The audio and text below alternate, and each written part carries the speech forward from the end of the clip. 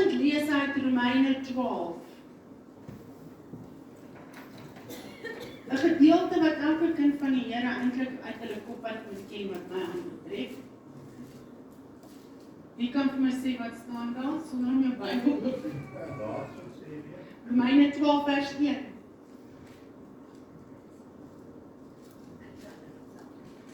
Ek vermaan julle dan broeders, by die ontferming van God, nog nie, dat julle liggame stel as 'n lewende, heilige, welgevallige offer, kom slowly daar, en dit is julle wat? Redelike godsdienst, mens kan sien die ou mense, en word nie aan hierdie wêreld gelykvormig nie, maar word verander deur die vernuwing van julle gemoed, sodat julle kan beproef wat is die goeie, welgevalle, volmaakte wil van God. Die Engels sê, what is the good, acceptable and perfect will of God. Nou hy sê, ek vermaan julle dan broeders, ek wil net gou so vinnig daar ietsie sê, die Here praat toe nou nie vanoggend net met die broeders nie, maar hy praat met die vrouens en die kinders ook, want in Genesis 2 vers 24 sê hy, daarom sal die man sy vader en moeder verlaat en sy vrou aankleed en hulle sal een vlees wees. So wanneer God van broeders praat, sluit hy die vrou en die kinders in, want hulle word gesien as een vlees. So vanoggend praat hy met jou vrou. En dan sê hy, by die ontferming van God, dat julle julle liggame stel as 'n lewende, heilige en God welgevallige offer, en word nie aan hierdie wêreld gelykvormig nie, maar word verander deur die vernuwing van julle denke, sodat julle kan beproef. Nou die Engels sê, that you may prove. What is that? Good, acceptable, perfect. Sodat julle kan beproef, wat is daar die goeie, welgevallige en volmaakte wil van God. Nou, to prove something. Sê nou maar, ek gaan na 'n hof toe en ek sê, Pieter het iets van my gesteel, en ek soek dit terug, en wat gaan die hof vir my sê? What is your evidence? Where's the evidence that you stole it? Ek gaan moet present evidence. I'm going to have to give proof that he stole it. Then I can say, I went to his house, and when I was sitting there, yeah, my hi-fi was standing in his house. That's some evidence, but who says it's my hi-fi? I've got to give proof that it's really mine before the judge will do anything. Before you will accept what I say. Now I say, oh, but I've got cameras, and I saw him coming in and take it. Here is the evidence. Can anybody go against that? Soos my ousie wat een keer uit die bottel uitdrink, sommer uit die yskas uit. My bediende, ekskuus. En ek konfronteer haar en ek sê, sy het dit gedoen, en sy sê, never will I do that. And Peter opened the camera and he showed her. Could she do anything? Evidence speaks louder. There was proof. So now God says that you may prove what is that good, acceptable, and perfect will of God. In other words, when God comes to the house, what will he find? Will he find proof in you? You are the temple. This is the house of God. All of us together. When he comes here, will he find proof in you of his good, acceptable, and perfect will? Kan jy dit bewys? Kan jy bewys dat jy in sy goeie, welgevallige en volmaakte wil is? Kan jy dit bewys?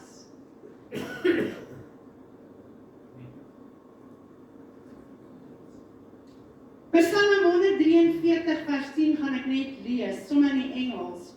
Teach me to do your will, for you are my God. Let your good spirit lead me in the land of uprightness. To do God's will is very, very, very important. Now John 6:39 says, for I have come, Jesus said, down from heaven, not to do my own will, but to do the will of him who sent me.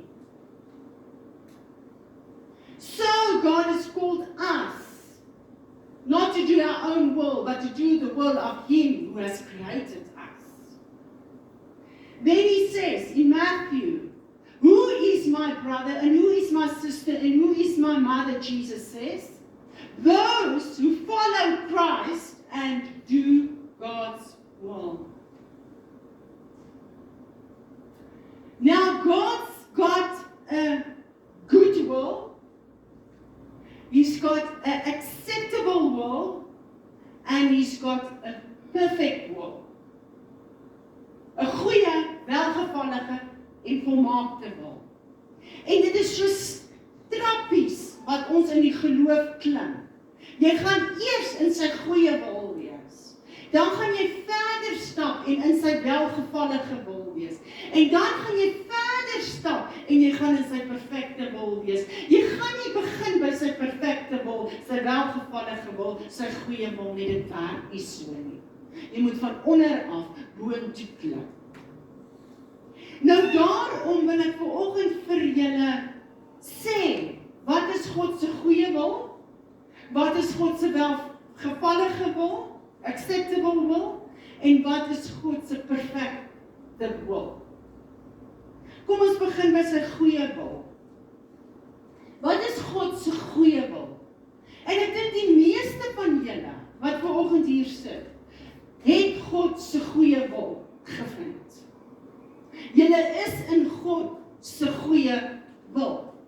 Want God se goeie wil is dat ons moet glo dat Jesus, wie deur die leiers van die Jode gekruisig is, die Here is, sowel as die Christus is, the Christ. John says, in John 4:42, he says, the Savior of the world, that's what the Christ means. Die Christus beteken die redder van die wêreld. Hierdie Jesus, wat God uit die dode uit opgewek het, om op sy troon te sit aan die regterhand van God. Handelinge 17 vers 31 sê, wie God 'n dag bepaal het, waarop Jesus die wêreld in geregtigheid sal oordeel. En dan sê hy in Handelinge 17 vers 30, hy het alle mense oral beveel om hulle te bekeer. En dan sê hy in Handelinge 2 vers 38, nie net om hulle te bekeer nie, maar ook dat hulle elkeen gedoop word in die naam van Jesus Christus tot vergewing van hulle sondes en hulle sal die gawe van die Heilige Gees ontvang. Dit is God se goeie wil vir alle mense. Let daarop, dis eers bekering en dan laat jy gedoop word. Doop volg bekering.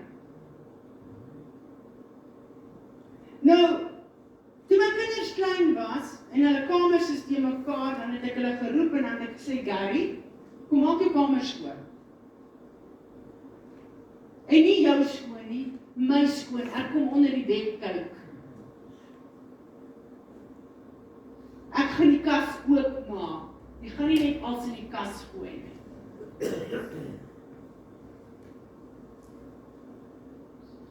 Kan iemand, ja, dankie hoor.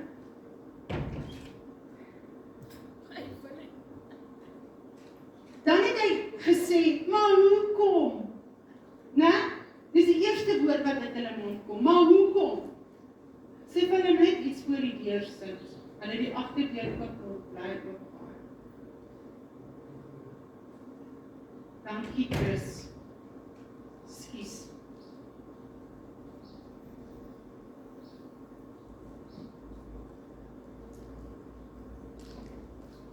dan het hy gesê, hoekom? Dan sê ek, Gary, want ek wil jou dissipline leer.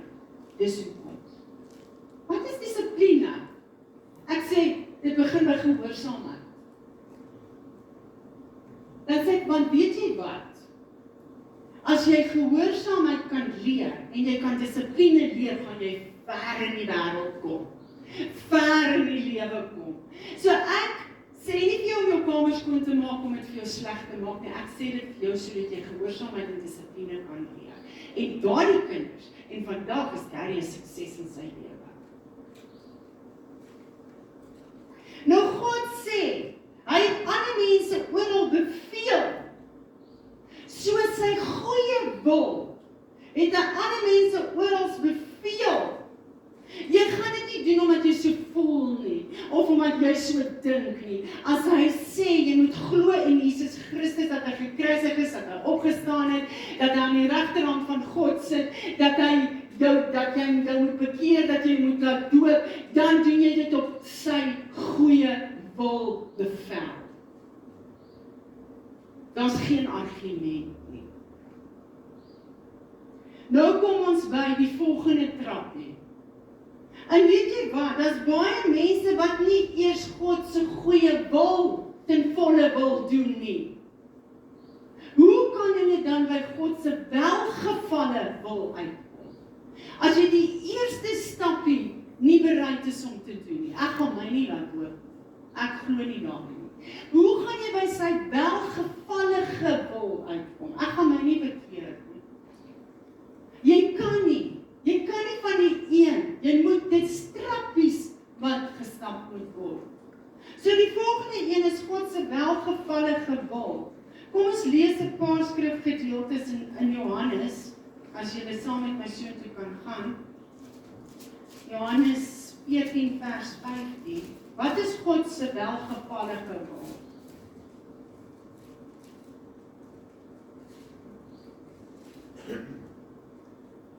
As julle my liefhet, bewaar my gebooie. Dan sê hy in 21, wie my gebooie het en dit bewaar, dit is hy wat my liefhet. En wie my liefhet, hom sal my Vader lief hê, en ek sal hom lief hê, en my aan hom openbaar. En dan sê hy in 1 Johannes, ek sal vandag so toe blaai, heel agter amper, 1 Johannes 14 vers 21, 5 vers 3, want dit is die liefde van God, dat ons sy gebooie bewaar, en sy gebooie is nie swaar nie. Wat is God se welgevallige wil? Wat is sy welgevallige wil? What is his acceptable will? Dat ons hom sal lief hê. Dat ons hom sal lief hê. Dit is sy acceptable will. En hoe bewys ons dat ons hom lief het? Deurdat ons sy gebooie onderhou. So as jy sê jy het God lief, maar jy onderhou nie sy gebooie nie, sorry, jy het hom nie lief nie. So wat is God se welgevallige wil? Dat jy hom moet lief hê. Hoe leer jy om hom liewer te hê en liewer te hê? Aanvanklik het jy God nie lief nie. Maar hoe meer jy sy gebooie onderhou, hoe meer begin daar van self 'n liefde in jou vir God ontwikkel. Dit is nie iets wat jy kan laat gebeur nie. Dit gebeur outomaties soos wat jy sy gebooie onderhou. En sy gebooie is nie net die 10 gebooie nie. Daar's baie gebooie wat hy vir ons neergeskryf het in sy skrif, in die skrif. Daarom ondersoek ons die skrifte en ons volg die voorbeeld en leringe van Jesus en sy apostels wat vir ons neergeskryf is in hierdie boek. In elke area. In jou huwelik. Hoe moet my huwelik funksioneer? Laat ek die skrifte ondersoek. Ek moet in my huwelik God se gebooie onderhou. Hoe moet ek by my werk optree? Ondersoek die woord. Die gebooie is hier ingeskryf. Hoe moet ek met mense optree? Ondersoek die woord. En soos wat jy sy gebooie doen, en die woord ondersoek, jy ondersoek nie die woord om vir ander vinger te wys en te preek nie.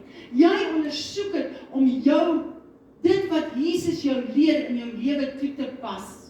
En God se welgevallige wil, dat ons hom sal lief hê, kom uit die gehoorsaamheid van sy gebooie. Hoe meer ons gehoorsaam is aan sy gebooie, hoe meer het ons hom lief. Daardie liefde groei net in jou. Dis sy welgevallige wil. Acceptable will. And you know what happens? When you do follow his commandments, he accepts you. His acceptable will. He accepts you. Hy aanvaar jou. So God's good will, God's acceptable will, and then what is God's perfect will? Wat is sy perfekte volmaakte wil vir elkeen van ons? Kom ons gaan na 1 Petrus.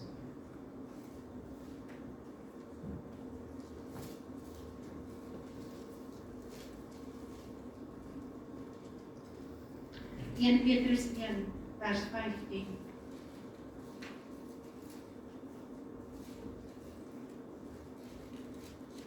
Maar soos hy, wat julle geroep het, heilig is, moet julle ook in julle hele lewenswandel heilig word. Omdat daar geskrywe is, wees heilig, want ek is heilig. Dis God se perfekte wil vir elkeen van ons. Nou baie mense dink om heilig te wees is wat by die tweede trappie gebeur. God se welgevallige wil om sy gebooie te onderhou, né? Moenie steel nie, moenie lieg nie. En dit is heilig wees. Wees heilig soos ek heilig is. Maar dit is reeds in trappie 2. God se welgevallige acceptable wil klaar reeds vir jou uitgesorteer. Hierdie is iets meer, dis 'n derde trappie wat jy moet vat. Wees heilig, want ek is heilig. Kom ek verduidelik vir jou wat dit is om waarlik heilig te wees. En daar moet ons gaan na Johannes 17, die welbekende gedeelte waar Jesus in Getsemane bid, die gebed van Jesus se gebed in Getsemane. Johannes 17 vers 11.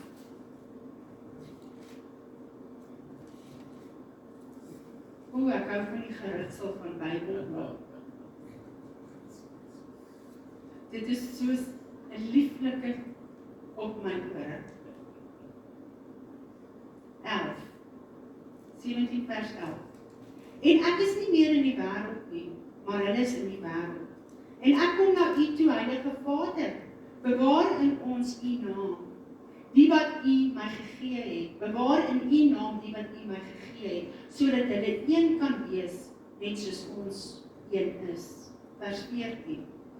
Ek het hulle u woord gegee, en die wêreld het hulle gehaat, omdat hulle nie van die wêreld is nie, net soos ek nie van die wêreld is nie. Ek bid nie dat hulle uit die wêreld weggeneem word nie, maar dat hulle van die bose bewaar word. Hulle is nie van die wêreld nie, net soos ek nie van die wêreld is nie. Wees heilig, want ek is heilig. Wat beteken dit? Dis wanneer jy op daai plek gekom het, wanneer die wêreld nie meer 'n vat aan jou het nie. Jy is verby dit, dat die dinge van die wêreld jou nog trek. Jy het geen begeerte meer na wêreldse dinge nie. Jou begeerte is om God te plesier. Jou begeerte is om te doen wat vir hom aanvaarbaar is. Die wêreld het nie 'n aantrekkingskrag vir jou meer nie.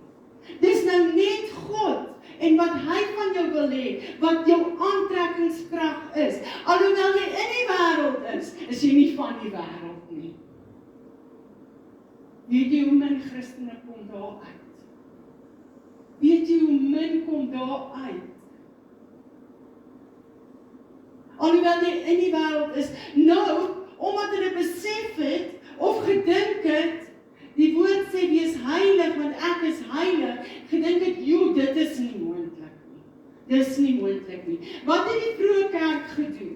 Hulle het klooster kloosters gemaak. Hulle het al die priesters en nonne na kloosters toe gevat. Hulle het hulle afgesonder, want wat is heiligmaking? Jy's afgesonder, jy's uit die wêreld uit. Terwyl jy nog in die wêreld is, maak dit sin. Dit kan amper nie, né? Jy's in die wêreld, maar jy's uit die wêreld. Hulle is afgesonder. Nou het hulle gedink, as ons dit doen, dan sal ons heilig wees, soos wat hy heilig is. Maar dis glad nie wat God bedoel het nie. Hy het nie bedoel jy moet in 'n klooster gaan sit nie. Weet jy dat hulle so streng is? Ek het al baie video's gaan kyk oor dit. Dat hulle nie met mekaar mag praat in die klooster nie, want dan gaan hulle Sondag. So hulle loop verby mekaar sonder om met mekaar te praat. Hulle mag nie met mekaar praat nie. Hulle besef, wees heilig, want dit is God se volmaakte wil. Maar weet jy wat, dis moontlik om in die wêreld te wees. Want God het nie gesê, gaan uit die wêreld nie, die apostels en Jesus was tussen die mense. Hulle was in die wêreld. Hulle het nie vir hulle 'n klooster gaan bou en daar gaan sit en die Here aanbid en dien nie. Hulle was tussen die mense, maar hulle was nie van die wêreld nie. Daarom moes hulle partykeer doodgegooi word met klippe. Want hulle het nie aanvaar wat die wêreld sê nie. Hulle het daar teen in opstand gekom, want hulle is in die wêreld, maar hulle is nie van die wêreld nie. Wees heilig soos ek heilig is. Moenie in hierdie wêreld wees nie. Wees in hierdie wêreld, maar moenie van hierdie wêreld wees nie.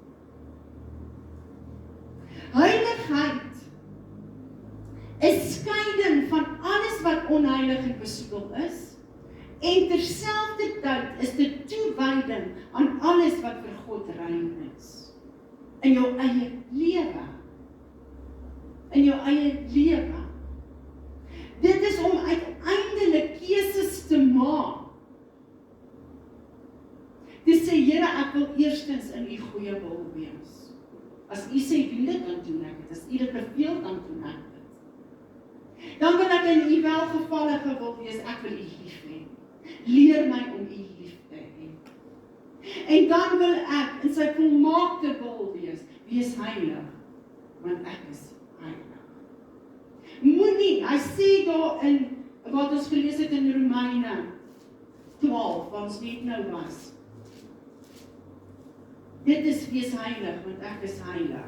Moet nie aan hierdie wêreld gelykvormig word nie, maar word verander deur die vernuwing van julle gemoed. Jy sien, dit help nie om na 'n klooster of 'n plek te gaan waar nonne is en dink, nou, dit moet hier in jou kop gebeur. Hier moet jy 'n vernuwing in jou gemoed kry.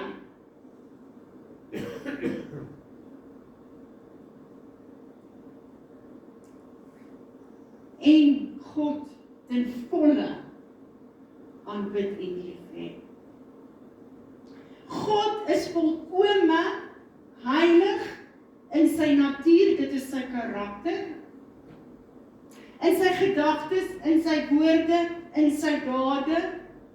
Nou sê hy is heilig soos ek heilig is, met ander woorde, ons kan in sy volmaakte wil wees, sodat ons volkome heilig kan wees, in ons karakter, in ons gedagtes, in ons woorde, in ons dade, gaan nie oornag gebeur nie, is 'n proses. Maar dit kan gebeur, want as God se woord sê, wees heilig, hy sê, wat sê 1 Petrus nou vir ons hier gesê? Want dit is mos nie te swaar nie. Die meeste mense sal sê, hy weet nou nie waarvan hy praat nie. Het jy al my gedagtes gehoor? Hulle kom sommer net so van self. En dit is so. Maar hy sê, weerspreek die gedagtes tot gehoorsaamheid aan God. So hy wil hê dat ons volkome heilig in sy karakter, sy gedagtes, sy woorde, sy dade, en dit is alleenlik moontlik deur die Heilige Gees. Daarom kan ons God so dankbaar wees vir sy Gees. Want sy Heilige Gees maak dit moontlik vir jou om in sy goeie wil te wees. En ek wil jou vanoggend challenge. Jy het nou klaar gehoor ek het gepreek, wat is sy goeie wil? Is jy volkome in sy goeie wil? Antwoord vir jouself, want asseblief nie hardop aan. Dan wil ek vir jou vra, is jy volkome, is jy in sy welgevallige acceptable wil? Het jy hom lief? Want as jy hom lief het, sal jy sy gebooie bewaar. En dan wil ek jou vra, of moet ek 'n tydjie gee dat jy dink? Gaan dit maar by die huis. En dan die derde een, is jy in sy volmaakte wil? Of het hierdie wêreld nog vat kans aan jou? Hy sê, dat hulle nie in hierdie wêreld moet wees nie, maar bewaar hulle van die bose. Wanneer jy op daai stapie gekom het en al 'n rukkie gegroei het, kyk jy, dan kan die bose niks aan jou doen. Hy kan jou nie verlei nie. Hy kan nie maak dat jy verlei word nie, want jy het stap 1 en 2 weer en weer in sy wil. Dan is dit moontlik om hom te weerstaan en hy vlieg weg van jou af, vlieg weg van jou. Amen. So kom, my boodskap vanoggend is dat ons in God se goeie, welgevallige en perfekte volmaakte wil sal wees. Amen. Ek gaan oorgee van binne wat vir ons die nagmaal gaan.